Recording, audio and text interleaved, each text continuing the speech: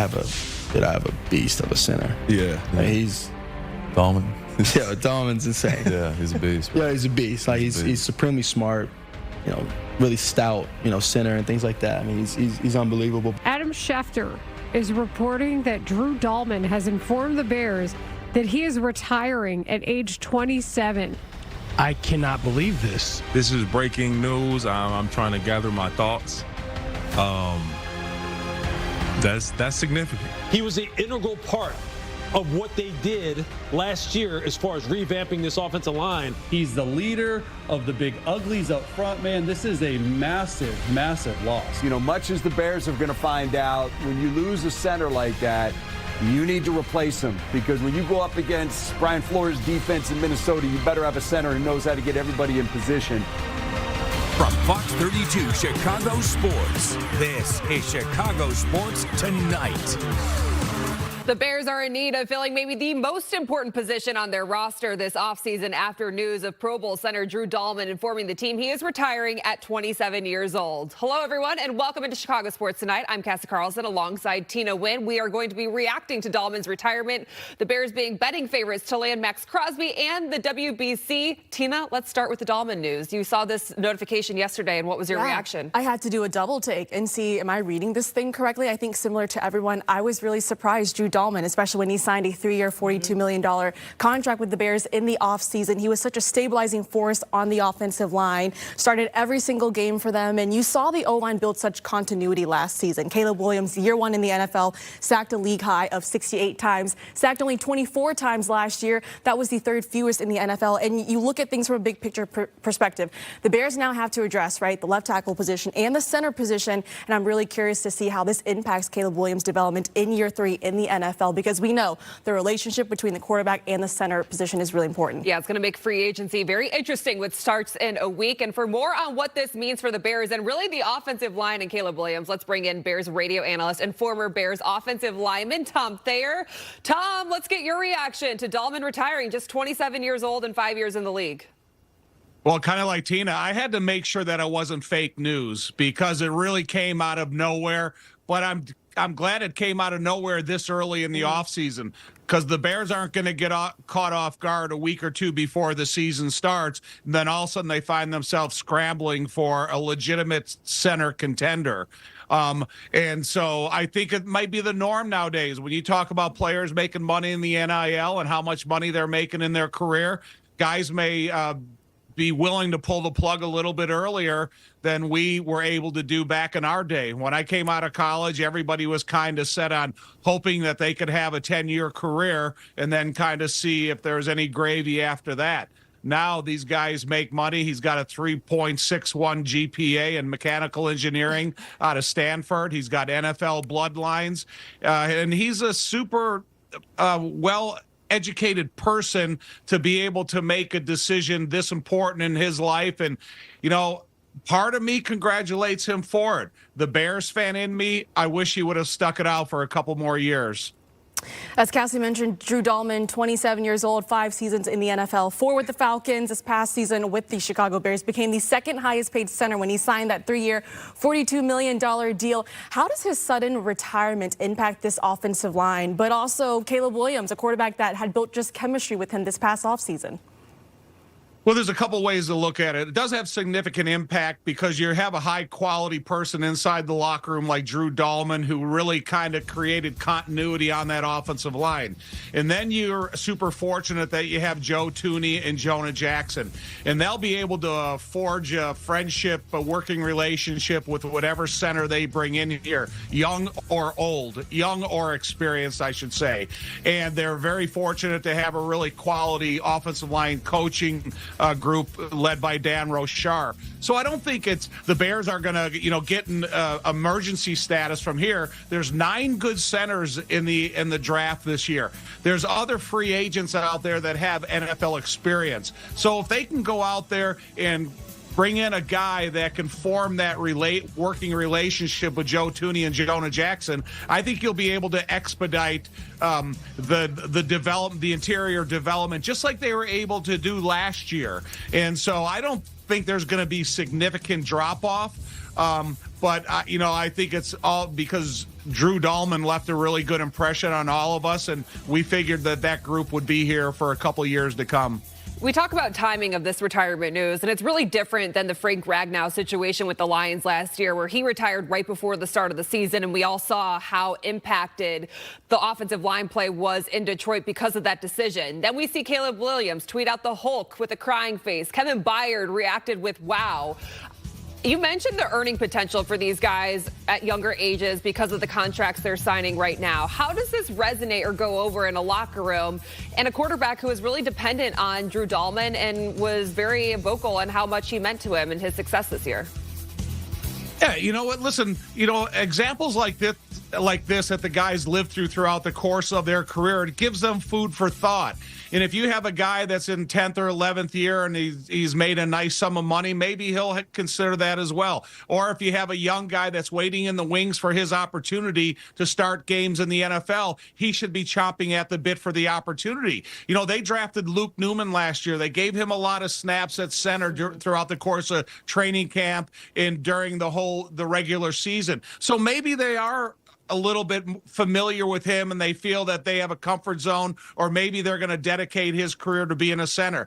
I know McFadden, who started the last game a year, is a free agent, but they could revisit him as an option as well. So like I said, they're not getting caught off guard. There's plenty of time to check out all the free agents out there in the NFL experience market. And like I said, there's a lot of guys out there from major programs coming into the draft that could come in and fit in nicely between two experienced offensive guards that can really speed up the learning curve. But it is about the relationship with Caleb, making sure that he's familiar with the type of snap you deliver. Make sure that you get an understanding of his cadence when he's at home and you're able to use the volume count. And then be able to understand the timing and his rhythm when you're on the road and you're using a silent count. So there are a couple of details that the center has to develop with the quarterback.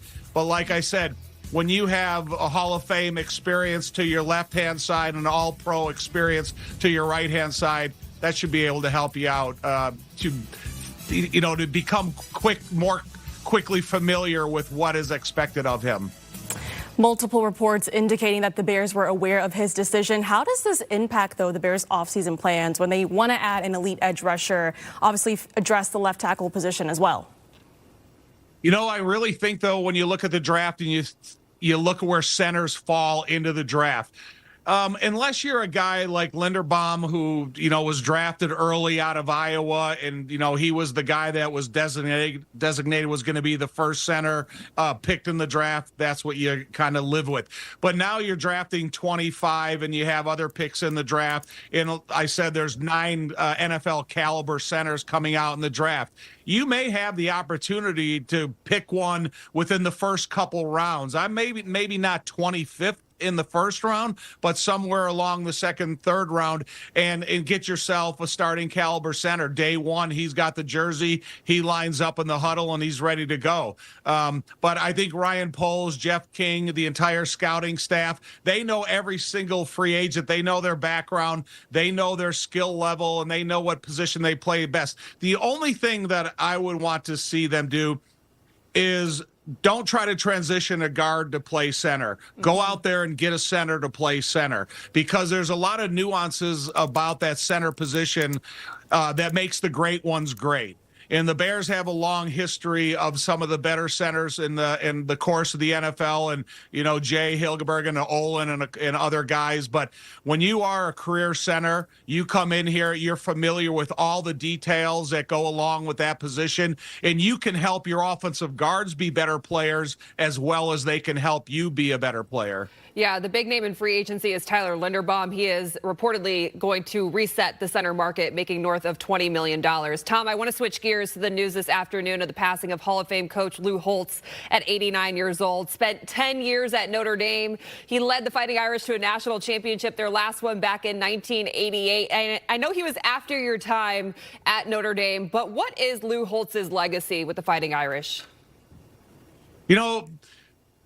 Yeah, sometimes people have a perception of what a head coach is supposed to look like, and that is not Lou Holtz. He was a smaller frame guy. He had kind of a tone of a voice that, you kind of listen to and you go, does he really talk about? But he's a super intelligent football coach. He demands the best out of everybody, no matter what position they play. He has a great understanding of offense, defense, and special teams. And that's the football side of him. I've seen him outside of his coaching life when he is doing speaking engagements, and he is a super clever, entertaining, energetic guy that really captured the attention of everybody he was talking to, male or female, young or old. But when you see him getting hoisted up on the players' shoulders, and I know a lot of guys that have played for him throughout his coaching career, and every one of them speaks of him glowingly. And it's super unfortunate that he has passed away. However, he's always going to be fondly thought of wherever it is, from Arkansas, even though he had a short career with the Jets, to Notre Dame and every other program that he touched. And I love the story that he's the coach that brought the "Play Like a Champion Today" sign over the stairwell into the locker room, which will live there forever. 100 wins at Notre Dame, 249 total wins over 6 different schools. Tom, we appreciate your time. Thanks, Tom. Thanks for having me. I appreciate it. And again, Lou Holtz was 89 years old. We'll be right back with more Chicago Sports Tonight.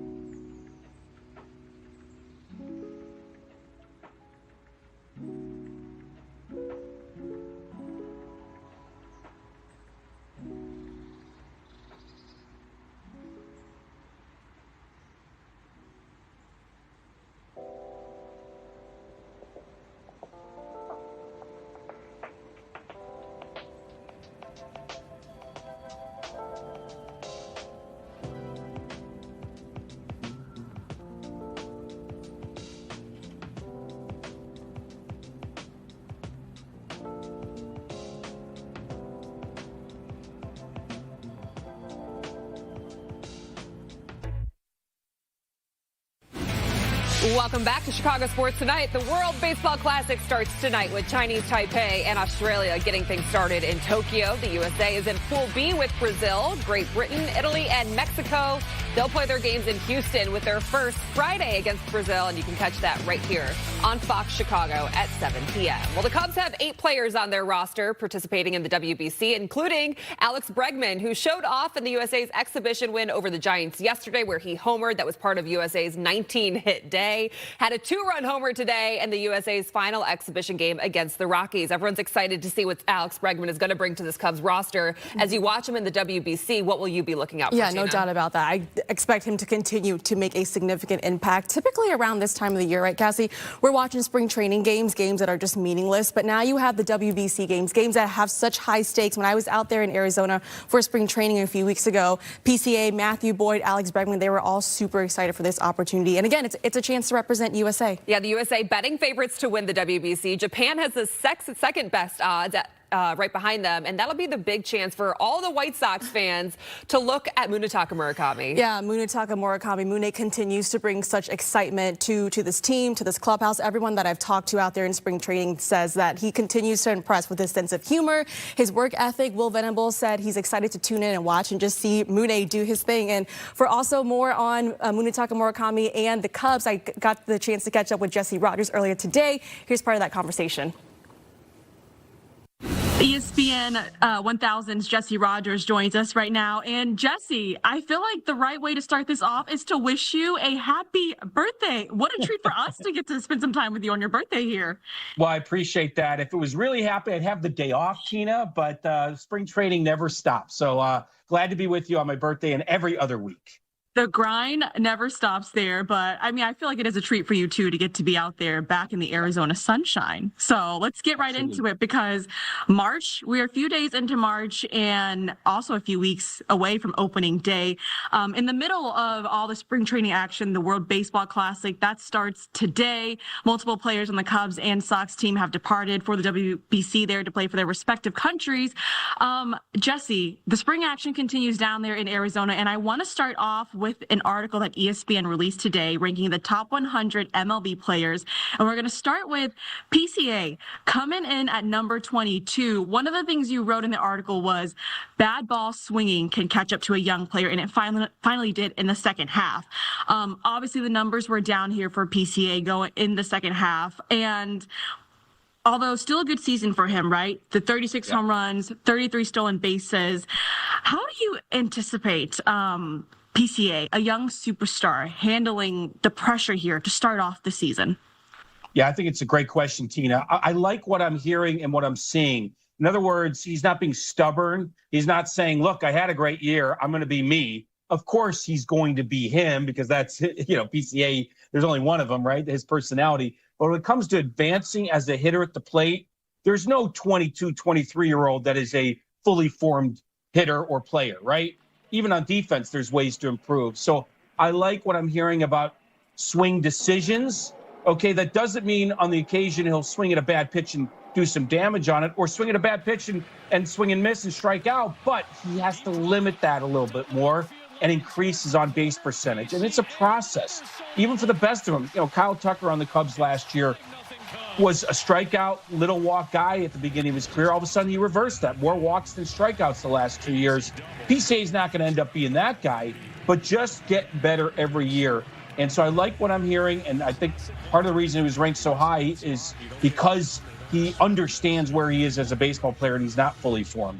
Horner comes in at number 55, and then see, while I was scrolling through this list, I was thinking to myself, all right, it's got to be Alex Bregman, right? He's going to be the first Cubs player out of six Cubs players to be on this list. He's got to be the first one.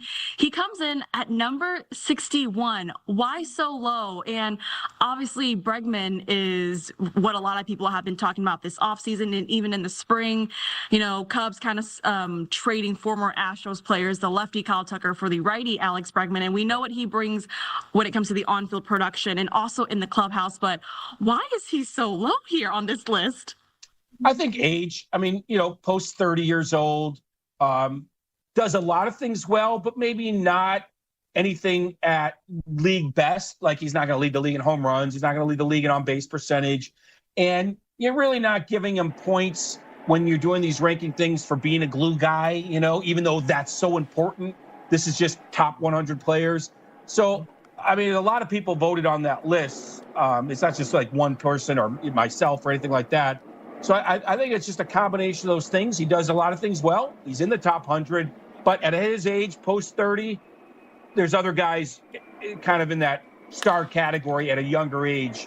But he could be a little bit too low. I get that. I see where you're questioning it a little bit, but I think that's kind of the reason behind where he is. When you look at Bregman and Tucker, I know Tucker last year, he dealt with with injuries throughout the season. Yeah. Bregman himself is also coming off of an injury there when he spent that year with the Red Sox. Yep. Do you think he will actually bring more consistency in the lineup compared to Kyle Tucker last year? What I really would like to see Craig Counsell do is rotate him in the DH role and have Matt Shaw at third more than people might think. Now, more than Bregman might want, but you got to keep a guy like him healthy. You're right. He's coming off an injury-plagued year. You're more susceptible as you get older. They have a Gold Glove caliber third baseman waiting in the wings. I would love to see him 100 games at third base and 60 at DH and take a couple days off and have Shaw play a bunch there. But I'm not sure he's up for something like that. That's the way to keep him healthy. I think if he plays 160 at third, there's a better chance of not seeing him in the lineup as much. So I'm really interested to see how Counsell handles that and how Bregman kind of handles that, because as these guys get older, they're just more susceptible to injury. Talk about the White Sox now, because it seems like they're continuing to just stack days and doing a good job of building off of the momentum that they built in the second half of last season. What are you seeing at camp there, and how has it been going year two with Will Venable so far? Really like their offense. I mean, we saw it in the second half. I think every week I've been on with you, we've talked about it. I mean, that catching group is quite something. Edgar Caro looks like a star in the making. Kyle Teal now playing for Team Italy. I mean, there's no room. Corey Lee would probably be starting on a lot of teams. There's not a lot of room for him. Not a lot of room for at-bats. Will Venable is saying the right things about trying to get all three of them at-bats. That's not going to happen. He's not going to get enough at-bats, let alone for two catchers, let alone three. So this is Edgar Caro's time to shine, and Kyle Teal as well. But that's a good problem to have. Brady Montgomery's looked good. Sam Antonacci's looked good. It's like the prospects have looked the part. And that's all you can ask for in spring training. I mean, they're just spring numbers, but Tina, you'd rather have success than fail, right? So, it's a confidence boost as well. I actually think last year their pitching group was ahead of their hitting, and now to start camp here, their hitting is ahead of their pitching. I still have question marks about their starting staff. But if you're looking for a jump in the standings, just in the vibe and the feeling, I think you're going to get it. We saw it in the second half last year. I do think it'll carry over. Jesse Rogers, thanks so much for your time. And once again, a very happy birthday to you. Enjoy it out there. Thank you, Tina. Great to be with you, as always. All right, happy birthday, Jesse Rogers. We need to take another break. Bears still are betting favorites for Max Crosby, but is Westwood One Sports' Nick Costas willing to take that bet? Find out next on Chicago Sports Tonight.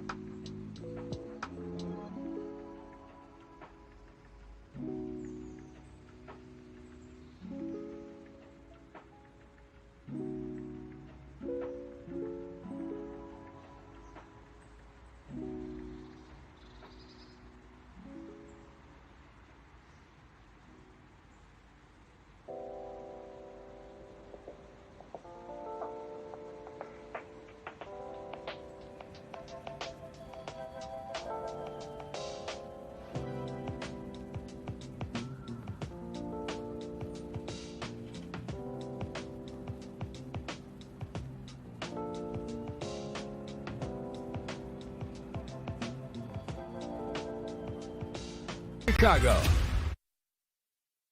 Generally, it does not take a lot of money to move a market like this, and the money does not have to be smart. So That does not mean that Max Crosby will or won't be a Chicago Bear. And I would say Chicago, along with Dallas, are probably the two most likely teams to trade for Max Crosby. They lose Azu Trapillo, who was their left tackle, to a serious leg injury in the playoffs. And now Drew Dahlman retires. And that's going to be two positions they're going to have to take care of now this offseason. And maybe they're able to have the resources to do that and also trade for Max Crosby. My sense is that the Dahlman retirement maybe put Chicago behind the 8 ball a little bit. If I had to guess right now, if I had to bet, I would say that he goes elsewhere, not to the Chicago Bears.